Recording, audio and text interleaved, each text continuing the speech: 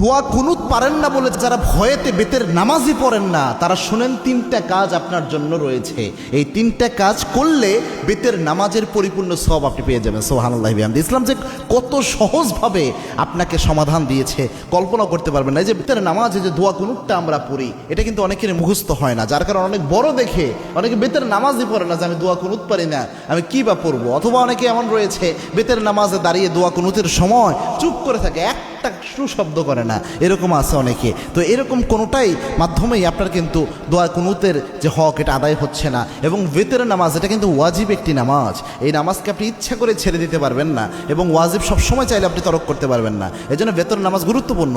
এবং কি আল্লাহর হাবিব সাল্লাল্লাহু আলাইহি ওয়াসাল্লাম বলতেন, ইন্নাল্লাহা বিতরুন ইউহিব্বুল বিতরা, আল্লাহ রাব্বুল আলামিন নিজে বেজরকে আল্লাহ রাব্বুল আলামিন নিজে ভালোবাসেন। সুবহানাল্লাহ। এবং আল্লাহর হাবিব সাল্লাল্লাহু আলাইহি ওয়াসাল্লাম সফর অবস্থায়ও প্রায় সময় চেষ্টা করতেন বেতের নামাজ যেন ছুটে না যায়। আল্লাহু আকবার। এই জন্য বেতের নামাজ মা বোন যারা রয়েছেন, বিশেষ করে আমার যুবক বাবা ভাইয়েরা যারা রয়েছেন এবং আমার বাবাজিরা যারা রয়েছেন, বেতের নামাজে আপনি দোয়া কুনুত পারছেন না, আপনি কি করবেন?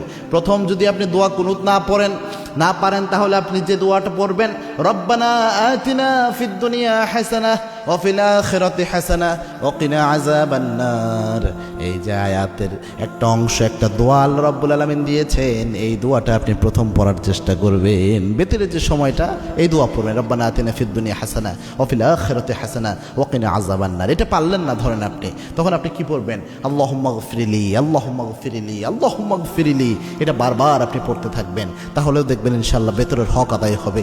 3 নাম্বার হচ্ছে আপনি পড়বেন আস্তাগফিরুল্লাহ, আস্তাগফিরুল্লাহ, আস্তাগফিরুল্লাহ। তিনটার যে কোনো একটা যদি আপনি পড়েন, আশা করা যায় ইনশাআল্লাহ বেতরের হক সাময়িকভাবে আদায় হবে। তবে এটা এই সময় পর্যন্ত, যতদিন পর্যন্ত আপনার মুখস্থ না হয়। আপনি চেষ্টা করতেছেন মুখস্থ করার জন্য, পাশাপাশি এটা দিয়ে চালায়া যাবেন। এটা আপনি সারা জীবন করবেন, এটা কিন্তু হবে না। দুনিয়ার সব আপনি মুখস্থ করতে পারেন, মাথায় রাখতে পারেন, আর যেটা মৌলিক একটা বিষয় ইসলামের, এটা মাথায় রাখতে পারবেন না, এটা কিন্তু হতে পারে না। এই জন্য চেষ্টা করবেন যত দ্রুত সম্ভব কয়েকদিন রিডিং পড়েন, রাতের বেলায় ঘুমানোর আগে দোয়া কুনুতটা রিডিং পড়েন, দেখবেন ইনশাআল্লাহ আস্তে আস্তে মুখস্থ হয়ে যাবে। আল্লাহ রাব্বুল আলামিন আমাদের আমল করার তৌফিক দান করুন। আল্লাহুম্মা আমিন।